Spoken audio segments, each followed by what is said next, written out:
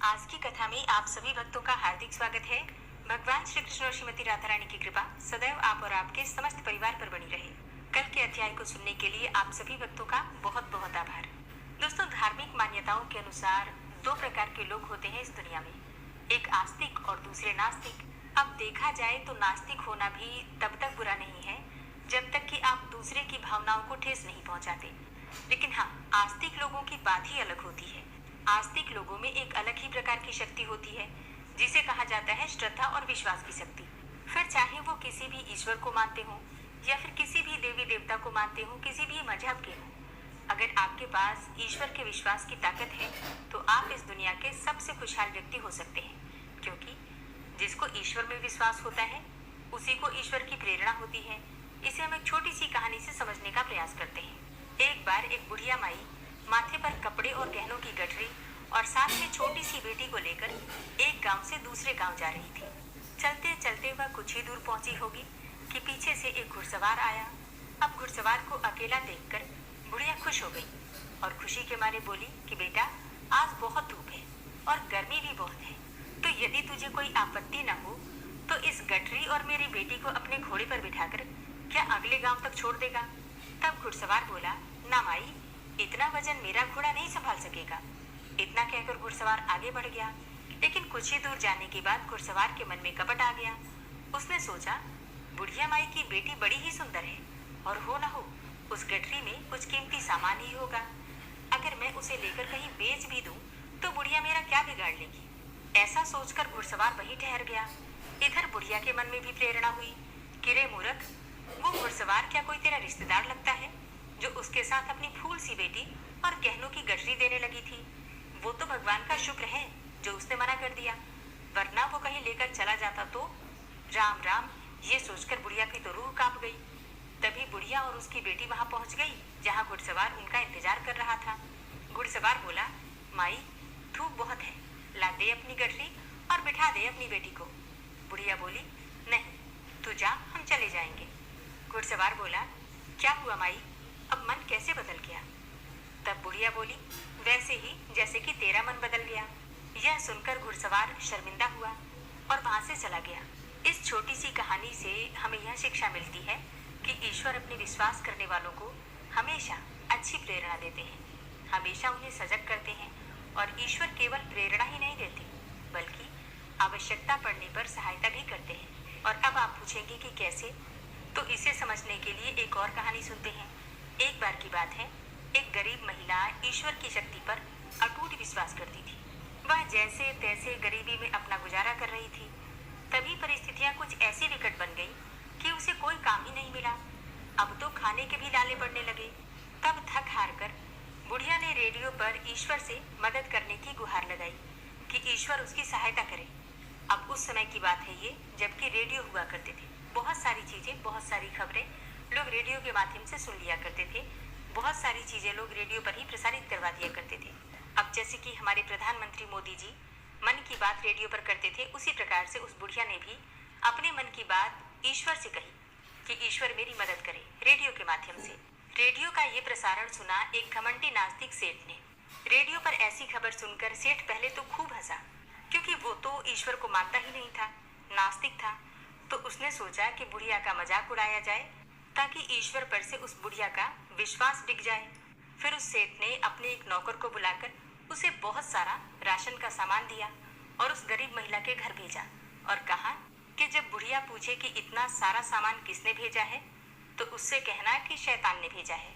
नौकर सारा सामान लेकर गरीब महिला के घर गया और सब सामान महिला के घर में रखवा दिया। अब महिला ने पूछा कि किसने भेजा है, तो नौकर ने बोला, शैतान ने भेजा है। तब महिला ने जो कहा वो सुनकर तो नौकर के होश उड़ गए। आपको पता है महिला ने क्या कहा? महिला बोली कि मुझे अपने ईश्वर पर पूरा भरोसा है, जब वो आदेश देता है तो शैतान को भी उसके आदेश का पालन करना पड़ता है। अब आप बताइए कि महिला का विश्वास डिगा या फिर और दृढ़ हो गया। इसलिए ईश्वर पर हमेशा विश्वास रखें और अपना कर्म करते रहें।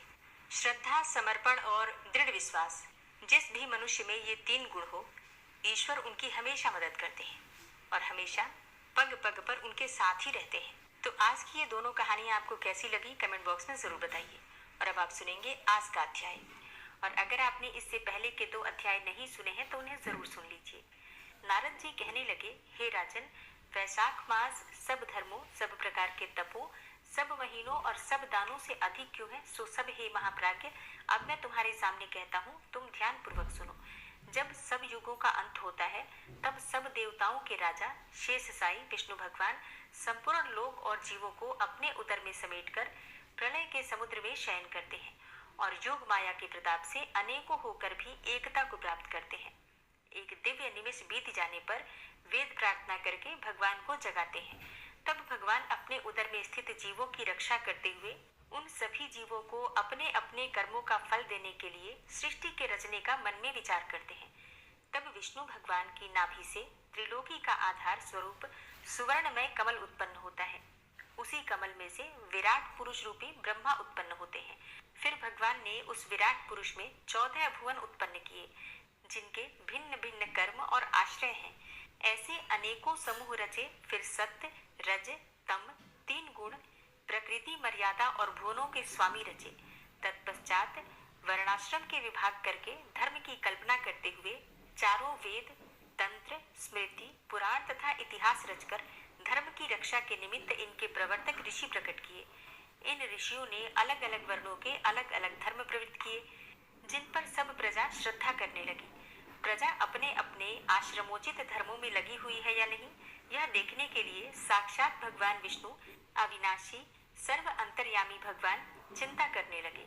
यह वर्षा काल मैंने निर्माण किया। इसमें सब प्रजा कीचड़ आदि में फंसकर दुखी हो रही है, जिससे वह सब धर्मों को नहीं कर सकती। यह देखकर क्रोध उत्पन्न होता है, मन प्रसन्न नहीं होता।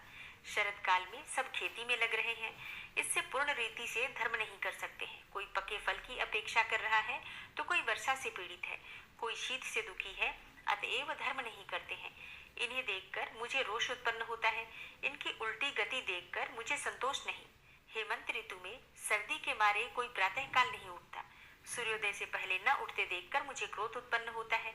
शिशिर ऋतु में भी प्रातः काल के समय शीत से पीड़ित रहते हैं तथा फसल पक जाने की प्रतीक्षा करते रहते हैं। फिर जो मनुष्य जाड़े के मारे प्रातः काल स्नान करने के लिए केवल सोचा ही करते हैं, उनका शुभ कर्म लुप्त हो जाता है, जो कभी पूरा ही नहीं होता। यह समय प्रेक्षण का नहीं है। ऐसा विचार कर भगवान ने वसंत ऋतु को संपूर्ण पातकों का निवारण करने वाला माना है। यह ऋतु स्नान, दान, यज्ञ, क्रिया, भोग और सब प्रकार के धर्मों का साधन करने के लिए बड़ी अनुकूल है। इस ऋतु में धनवान सब वस्तु बिना प्रयास ही प्राप्त करते हैं, जैसे कि लोगों को धन से सुख मिलता ही है। जो विष्णु भगवान के आधारभूत प्राणी हैं, उनके धर्म का साधन ही द्रव्य है। बसंत ऋतु में संपूर्ण द्रव्य प्राणियों को सुखदायक होते हैं। दान योग्य, धर्म योग्य और सब कुछ भोगने योग्य निर्धन, लूले, लंगड़े, व्याकुल और महात्माओं को संपूर्ण द्रव्य और जल आदि सुलभ है। इसमें कोई संशय नहीं। मेरे प्रियजन इन द्रव्यों से अपनी आत्मा का हित साधन कर सकते हैं। जो मनुष्य पत्र, पुष्प, फल, शाक आदि प्रिय वचन, माला, तांबुल, चंदन, पग धोना तथा नम्रता पूर्वक साधन करते हैं, मैं उनको वर देता हूँ। ऐसा कहते हुए विष्णु भगवान लक्ष्मी सहित चारों ओर वनों को देखते चले, जिनमें अनेकों प्रकार के फूल खिल रहे हैं, जिनमें हृष्ट पुष्ट प्राणी रहते हैं और मतवाली भ्रमर और पक्षी विचर रहे हैं। भगवान विष्णु ग्रामवासियों के बहुमूल्य आश्रमों के आंगन, उद्यान, स्थल लक्ष्मी को दिखाने लगे और उस समय सभी देवता, मुनीश्वर, सिद्ध, चरण, गंधर्व, किन्नर, नाग और राक्षस प्रत्येक जीव लक्ष्मी नारायण की आराधना करते रहे। हे राजन, वर्णाश्रम वासियों के घरों में जाकर मीन की संक्रांति तक लक्ष्मी और सब देवताओं और मूर्तियों सहित भगवान रहकर लोगों के कर्मों का निरीक्षण करते हैं। धर्माचरण वाले पुरुषों की मनोकामना पूरी कर देते हैं और मदोन्मत्त लोगों की आयु और धन आदि को हरते हैं। जो वैशाख मास में भगवान की पूजा करते हैं तथा उनके छल मूर्ति रूप साधु महात्माओं की सेवा करते हैं, उनके सभी अपराध भगवान क्षमा कर देते हैं। और जैसे अपने देश में आए हुए राजा को देखकर उस देश के निवासी मनुष्य बहुमूल्य भेंट पूजा लेकर राजा की पूजा करते हैं, तब राजा पूजा के आकार आदि द्वारा यह जान लेता है कि किसकी सेवा पूरी है, किसकी थोड़ी। उचित पूजा होने पर प्रसन्न होकर निश्चय ही उसे मनोवांछित फल देता है और जिनकी पूजा सेवा ठीक नहीं होती उन्हें दंड भी देता है। ऐसे ही विष्णु भगवान वैशाख मास में जो अच्छी रीति से पूजा करते हैं, उन्हें मनोवांछित फल देते हैं और जो नहीं करते हैं उनके धन आदि को हर लेते हैं। हे राजन, धर्म के रक्षक देव देव सारंधर विष्णु भगवान इस मास में प्राणी की परीक्षा लेते हैं, इसलिए यह महीना सबसे उत्तम है। नारद जी बोले, हे राजन, वैशाख महीने में मार्ग चलने से व्याकुल और प्यासे मनुष्यों को जो जलदान नहीं करते वह पक्षी की योनि पाते हैं। और उदाहरण के लिए हम ब्राह्मण और घर की छिपकली का प्राचीन इतिहास कहते हैं। यह परम अद्भुत संवाद है, इसे ध्यान पूर्वक सुनिए। प्राचीन काल में इक्ष्वाकु के वंश में हेमांग नामक एक राजा हुआ। वह ब्राह्मणों का भक्त, आनंदक, जितशत्रु और जितेंद्रिय था। हे राजन, पृथ्वी में जितने बालू के कण, समुद्र में जितने जल के बिंदु हैं और आकाश में जितने तारागण हैं, उतनी ही गौ उस राजा ने दान की। उसने बहुत से यज्ञ किए। उन यज्ञों की कुशाओं से पृथ्वी पर कुशा ही कुशा दिखाई देने लगी तथा गौ, भूमि, तिल और स्वर्ण दान से बहुत से ब्राह्मणों को प्रसन्न किया। कोई ऐसा दान नहीं जो उसने नहीं किया हो। परंतु हे राजन, सुख की इच्छा रखने वाले उस राजा ने एक जल दान नहीं किया। ब्रह्मपुत्र महात्मा वशिष्ठ जी ने उसे ज्ञान भी कराया कि जल दान करो, परंतु उसने दुर्बुद्धि और हेतुवाद से कहा कि जल तो बिना मूल्य ही मिलता है, इसे दान करने वाले को क्या फल मिलेगा।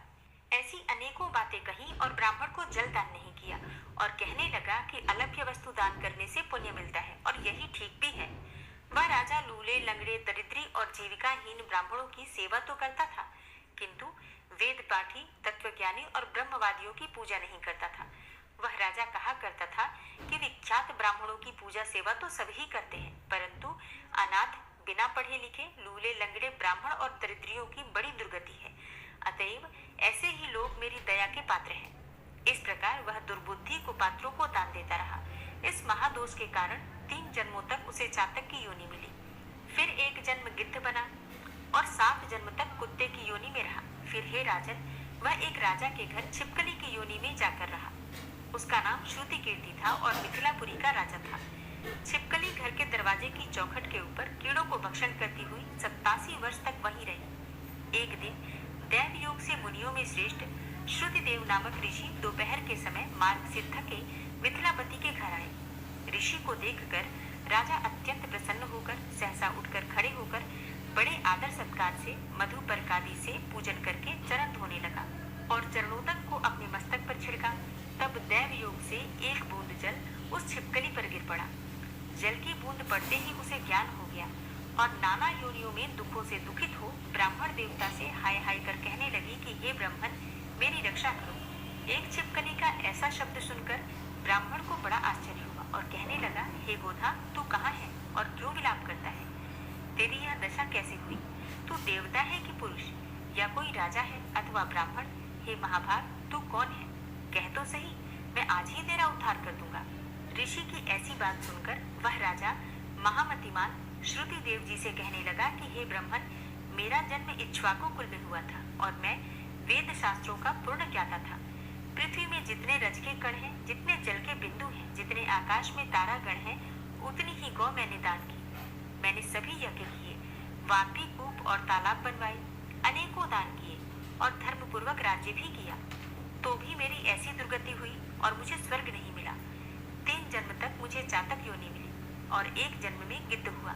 फिर 7 जन्म तक कुत्ते की योनि पाई। अभी यह राजा आपके चरणोदक को छिड़क रहा था, तब एक बूंद उछलकर मेरे ऊपर आ पड़ी। उसी के पड़ने से मुझे पूर्व जन्म का स्मरण हो आया और मेरे सब पाप दूर हो गए। हे द्विजवर, 28 जन्म तक मुझे छिपकली की योनि भोगनी पड़ी। तरह तरह की दैवी सृष्टि दिखाई देती है, अतः अब मैं इन जन्मों से डरता हूँ। हे द्विज, मेरी यह दशा कैसे हुई है, यह विस्तार से कहिए। यह सुनकर द्विज ने ज्ञान चक्षु द्वारा सब वेदांत जान लिया और कहने लगे, हे राजन, मैं तेरी इस बुरी योनि का कारण कहता हूँ, चित्त लगाकर सुन। तूने माधव भगवान के प्यारे वैशाख मास में जल दान नहीं किया। तूने जल को सुलभ समझकर निश्चय कर लिया कि यह बिना मूल्य का है, अतः मार्ग में चलने वाले और धूप से पीड़ित ब्राह्मणों को जल दान नहीं किया। साथ ही सुपात्रों को छोड़कर कुपात्रों को दान किया। जलती हुई अग्नि को छोड़कर क्या कोई राख में भी हवन करता है? प्रायः बताए हुए सुगंध आदि से युक्त कांटेदार वृक्षों का भी कोई पूजन नहीं करता। सब वृक्षों में पीपल की ही पूजा होती है। तुलसी को छोड़कर कटेरी का पूजन क्यों नहीं करते? पूज्यता के विषय में अनाथ की आवश्यकता नहीं है। लूले लंगड़े केवल दया के पात्र हैं, पूज्य नहीं। तपस्वी, ज्ञानी, वेद आदि शास्त्रों के ज्ञाता ये विष्णु भगवान के स्वरूप हैं। अतएव वे सदा पूज्य हैं। इनमें भी ज्ञानी ब्राह्मण सदैव ही विष्णु भगवान को अत्यंत प्यारे हैं। इसी कारण से ज्ञानी ही सदा पूज्यों में भी अधिक पूज्यतम है और साधु महात्माओं की अवज्ञा इस लोक और परलोक दोनों में दुखदायी है। महापुरुषों की सेवा ही धर्म, अर्थ और मोक्ष का कारण है। ऐसे ही करोड़ों अंत जाति कर्तव्य को नहीं देखते। ऐसे मंद आश्रम के लोगों की संगति से कुछ नहीं मिलता है। वैसे ही जलमय तीर्थ और मिट्टी अथवा पत्थर के बने देवताओं से भी तत्काल कुछ लाभ नहीं होता है। ये तो बहुत काल में पवित्र करते हैं, किंतु साधु महात्मा दर्शन से ही पवित्र कर देते हैं। साधु सेवा से कोई सुशिक्षित पुरुष दुखी नहीं होता। जैसे अमृत पान करने से जन्म, मरण, वृद्धावस्था आदि दुख नहीं देते। तूने जलदान नहीं किया, न साधुओं की सेवा ही की। हे इक्ष्वाकु नंदन, इसी से तेरी यह दुर्गति हुई है। वैशाख में जो मैंने पुण्य किया है वह तेरी शांति के लिए तुझे दूंगा। इसके प्रताप से भूत, भविष्य और वर्तमान कर्मों के संस्कार दूर हो जाएंगे। ऐसा कहकर जल का स्पर्श कर सर्वोत्तम पुण्य का फल दे दिया।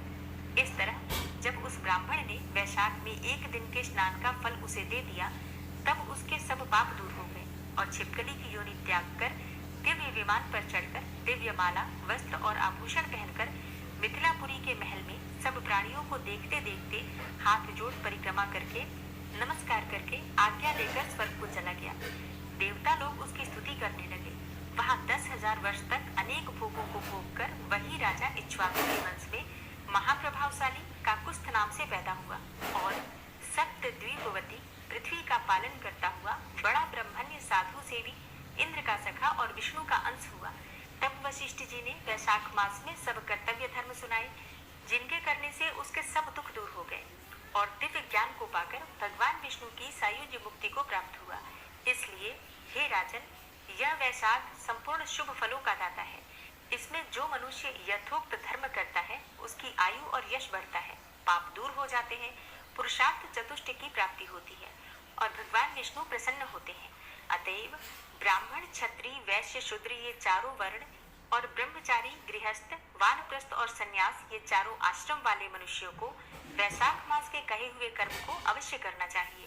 वैशाख मास महात्म्य का 3रा अध्याय समाप्त हुआ और इसके आगे की कथा आप कल के अध्याय में सुनेंगे। ओम विश्वं विष्णुर्वषट्कारो भूत भव्य भवत् प्रभु भूतकृत भूतभृत भावो भूतात्मा भूतवाहन भूतात्मा परमात्मा च मुक्तानां परमागति अव्ययः पुरुषः साक्षी क्षेत्रज्ञो अक्षर एव च योगो योगविदां नेता प्रधान पुरुषेश्वर नारसिंह वपु श्रीमान केशवः पुरुषोत्तम सर्वः शर्वः शिवस्थाणुर्भूतातिर्निर्व्ययः संभवो भावनो भर्ता प्रभवः प्रभुरीश्वरः स्वयंभू शंभुरादित्यः पुष्कराक्षो महास्वनः अनादिनिधनो धाता विधाता धातुरुत्तमः अप्रमेयो ऋषिकेश पद्मनाभो अमरप्रभु विश्वकर्मा मनुस्त्वस्ता स्थविष्ठा स्थविरो ध्रुवः अग्राह्यः शाश्वतः कृष्णो रोहिताक्ष प्रतर्दन प्रभूतस्त्रिकगुप्धाम पवित्रं मङ्गलं परम् ईशानः प्राणदः प्राणो ज्येष्ठः श्रेष्ठः प्रजापति हिरण्यगर्भो भूगर्भो माधवो मधुसूदनः ईश्वरो विक्रमी धन्वी मेधावी विक्रमः क्रमः अनुत्तमो दुराधर्षः कृतज्ञः कृतिरात्मवान्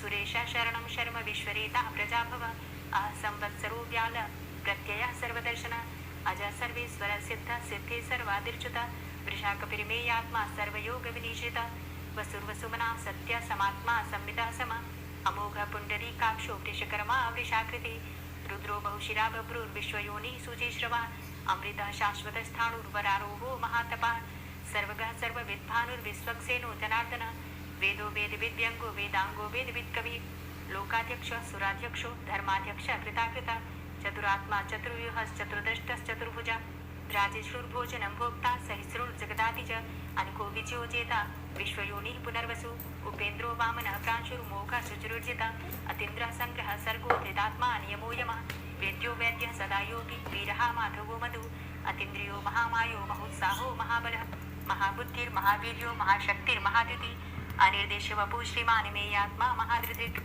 महेश्वासो महीभर्ता श्रीनिवास सतां गति अनिरुद्ध सुरानंदो गोविंदो गोविंदांपति मरीचिर्दमनो हंस सुपर्णो भुजगोत्तम हिरण्यनाभ सुतपा पद्मनाभ प्रजापति अमृत्यु सर्वदिक्सिंह संधाता संधिमान स्थिर अजो दूर्मर्षण शास्ता विश्रुतात्मा सुरारिः गुरुर्गुर्तमोधाम सत्य सत्य पराक्रम निमिषो अनिमिषो श्रग्वी वाचस्पति रुदारथि अग्रणिर्ग्रह शिखरामणि श्रीमान् न्यायो नेता समीरण सहस्रमूर्धा विश्वात्मा सहस्राक्ष सहस्रपाद आवर्तनो निवृत्तात्मा संवृता संप्रवर्धन असंवर्तको वह निर्निलो धरणीधर सुप्रसादः प्रसन्नात्मा विश्वदृक् विशुभुग् विभु सत्कर्ता सत्कृतः साधु जहर्नोर्नारायणो नरः असंख्येयो अप्रमेयात्मा विशिष्ट शिष्टकृच्छुवि सिद्धार्थ सिद्ध संकल्प सिद्धिदा सिद्धि साधनः वृषाहि वृषभो विष्णुर्विष्परवा वृषोदरः वर्धनो वर्धमानश्च विविक्तः श्रुतिसागरः सुभुजो दूधरो वाग्मी महेन्द्रो वसुदो वसु नैकरूपो बृहद्रूप शिपिविष्टः प्रकाशनः ओजस्तेजो दुधिधर प्रकाशात्मा प्रतापनः ऋतस्तष्टाक्षरो मन्त्रश्चन्द्रांशुर्भास्करदुतिः अमृतांशुद्भवो भानु शशबिन्दु सुरेश्वरः औषधं जगतः सेतु सत्यधर्म पराक्रमः भूतभव्य भवन्नाथ पवनः पावनो नलः कामः कामकृत्कान्तः कामः कामप्रदः प्रभु युगादिकृत्युगावर्तो नैकमायो महाशनः अदृश्यो अव्यक्तरूपश्च सहस्रजिदनन्तजित् इष्टो अविशिष्ट शिष्टेष्ट शिखण्डी नहुसो वृष क्रोधः क्रोधकृत्कर्ता विश्वबाहुर्महीधरः अच्युतः प्रथितः प्राणः प्राणदो वासवानुजः अपां निधिर्धिष्ठानं प्रमत्तः प्रतिष्ठितः स्कन्दः स्कन्दधरो धूर्यो वरदो वायुवाहनः वासुदेवो बृहद्भानुरादिदेवः पुरन्दरः अशोकस्तारणस्तारः शूरः सौर्यजनेश्वरः अनुकूलः शतावर्त पद्मी पद्मनिवेक्षणः पद्मनाभो अरविन्दाक्ष पद्मगर्भ शरीरभृत् महद्धिरित्तो वृद्धात्मा महाक्षो गरुडध्वजः अतुलः शरभो भीमो समयज्ञो हविर्हरि सर्वलक्षण्यो लक्ष्मीवान् समितिञ्जयः वीक्षरो रोहितो मार्गो हेतुर्दामोदरः सः महीधरो महाभागो वेगवान् मिताशनः उद्भवः शोभणो देवः श्रीगर्भः परमेश्वरः करणं कारणं कर्ता विकर्ता गहनो गुहः व्यवसायो व्यवस्थानः संस्थानः स्थानदो ध्रुवः परर्ति परमस्पस्तुष्ट पुष्ट सुभेक्षणः रामो विरामो विरजो मार्गो नेयो नयोनयः वीरः शक्तिमतां श्रेष्ठो धर्मो धर्मविदुत्तमः वैकुण्ठः पुरुषः प्राणः प्राणदः प्रणवः पृथु हिरण्यगर्भः शत्रुघ्नो व्याप्तो वायुरुधोक्षजः ऋतुः सुदर्शनः कालः परमेष्ठी परिग्रहः उग्रः संवत्सरो दक्षो विश्रामो विश्वदक्षिणः विस्तारः स्थावरस्थाणु प्रमाणं बीजमव्ययम् अर्थो अनर्थो महाकोशो महाभोगो महाधनः अनिर्विण्णः स्थविष्टो धर्मयुपो महामखः नक्षत्रनेमिर्नक्षत्री क्षमा क्षामः समीहनः यज्ञ इज्जो महेज्यश्च क्रतुसत्रं सतां गतिः सर्वदर्शी विमुक्तात्मा सर्वज्ञो ज्ञानमुत्तमं सुव्रतः सुमुखः सुष्मा सुघोषः सुखदः सुहृतः मनोहरो जित्क्रोधो वीरबाहुर्विदारणः स्वापनः स्ववसो व्यापी नैकात्मा नैककर्मकृत् वत्सरो वत्सलो वत्सी रत्नगर्भो धनेश्वरः धर्मगुप्त धर्मकृत् धर्मी सदसक्षरमक्षरम् अविज्ञाता सहस्रांशुर्विधाता कृतलक्षणः गवस्थिनेमिः सत्त्वस्थः सिंहो भूतमहेश्वरः आदिदेवो महादेवो देवेशो देवभृद्गुरुः उत्तरो गोपतिर्गोप्ता ज्ञानगम्यः पुरातनः शरीरभूतभृद्भोक्ता कपीन्द्रो भूरि दक्षिणः सोमो अमृतपः सोमः पुरुजित् पुरुषोत्तमः विनियोजय सत्यसन्धो दाशाः सात्वताम्पति जीवो विनयिता साक्षी मुकुन्दो अमितविक्रमः अम्भो निद्रणन्तात्मा महोदधीशयोऽन्तकः अजोमहारः स्वाभाव्यो जितामित्रः प्रमोदनः आनन्दो नन्दनो नन्दः सत्यधर्मा त्रिविक्रमः महर्षि कपिलाचार्यः कृतज्ञो मेदिनीपति त्रिपदस्त्रिदशाध्यक्षो महाशृङ्गः कृतान्तकृत् महावराहो गोविन्दः सुखेणः कनकाङ्गदी गुह्यो गभीरो गहनो गुप्तश्चक्रगदाधरः वेधा स्वाङ्गो अजितः कृष्णो दृढः सङ्कर्षणोच्युतः वरुणो वारुणो वृक्षः पुष्कराक्षो महामनाः भगवान् भगानन्दी वनमाली हलायुधः आदित्यो ज्योतिरादित्यः सहिष्णुर्गतिसत्तमः सुधन्वाखण्ड परशुर्दारुणो द्रविणप्रदः दिनिस्त्रिक्सरदृग्व्यासो वाचस्पतिर्योनिजः त्रिसामासामगः साम निर्वाणं भेषजं भिषक्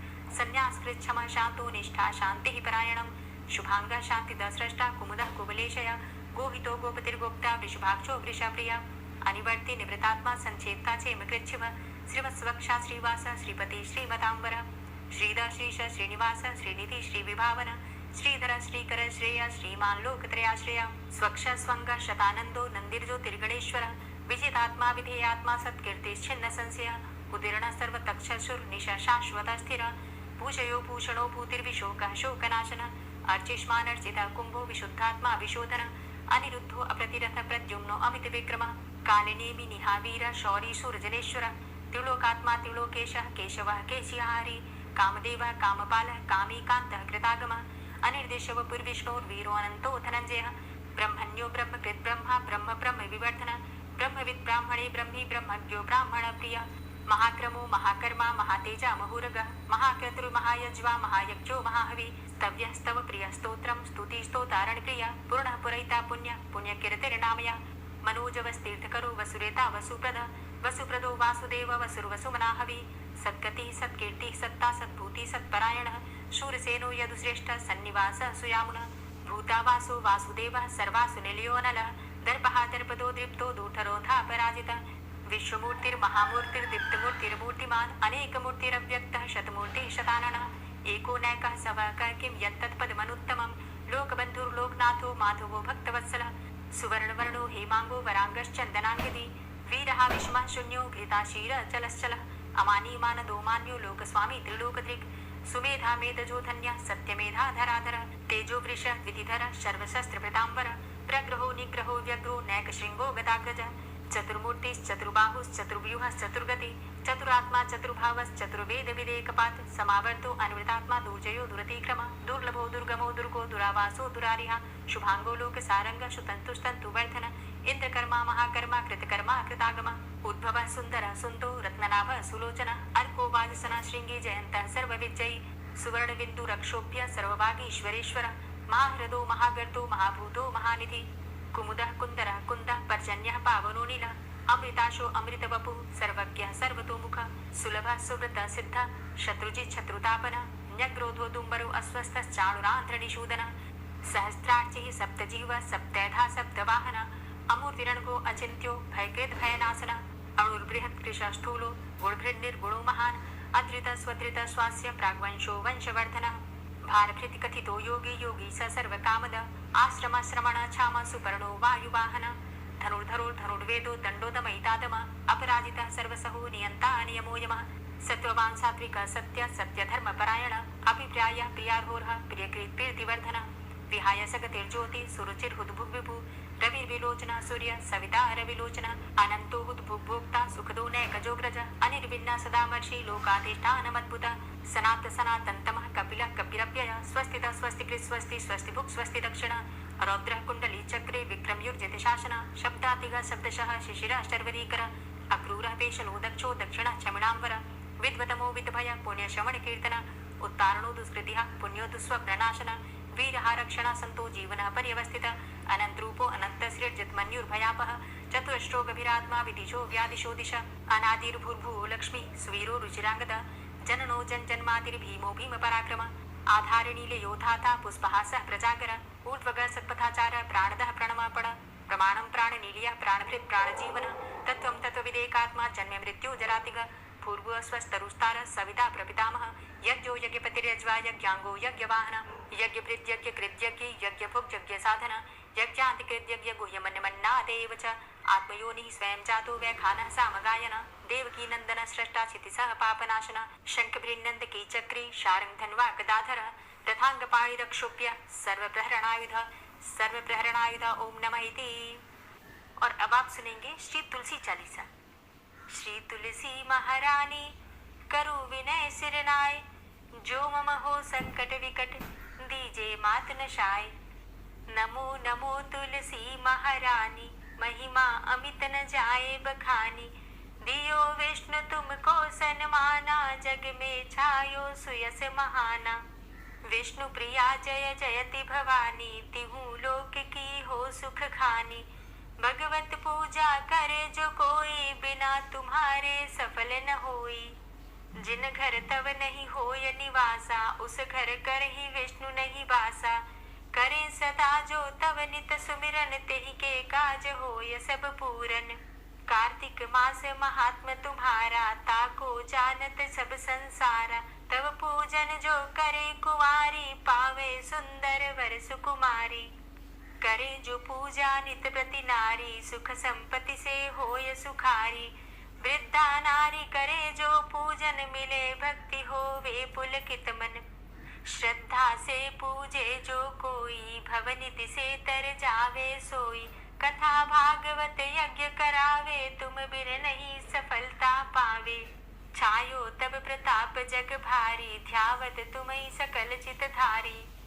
तुम्ही मात यंत्रन तंत्रन में, सकल काज सिद्धि हो क्षण में। औषधि रूप आप हो माता, सब जग में तव यश विख्याता। देव ऋषि मुनि और तपधारी, करत सदा तव जय जयकारी।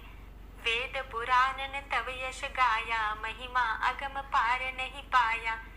नमो नमो जय जय सुख कारणी, नमो नमो जय दुख निवारणी, नमो नमो सुख संपत्ति देनी, नमो नमो अग काटन चेनी, नमो नमो भक्तन दुख हरनी, नमो नमो दुष्टन मद छेनी, नमो नमो भव पार उतारणी, नमो नमो परलोक सुधारणी, नमो नमो निज भक्त उबारणी, नमो नमो जन काज सवारणी, नमो नमो जय कुमति नशावनी, नमो नमो सब सुख उपजावनी, जयति जयति जय तुलसी माई, ध्याऊं तुमको शीश नवाई, निज जन जानी मोहि अपनाओ, बिगड़े कारज आप बनाओ, करूं विनय मैं मात तुम्हारी, पूर्ण आशा करहु हमारी, शरण चरण कर जोरी मनाऊं, निश दिन तेरे ही गुण गाऊं, करहु मात अब मोह पर दाया, निर्मल होए सकल मम काया,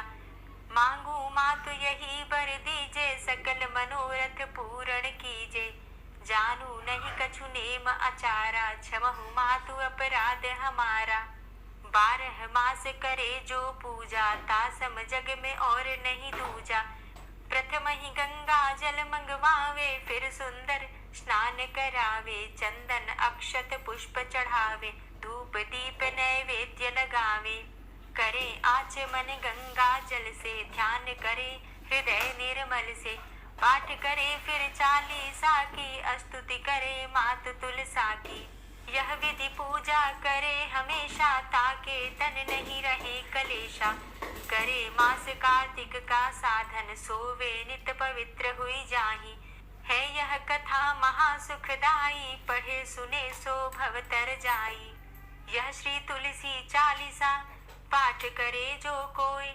गोविंद सो फल पावही, जो मन इच्छा होय।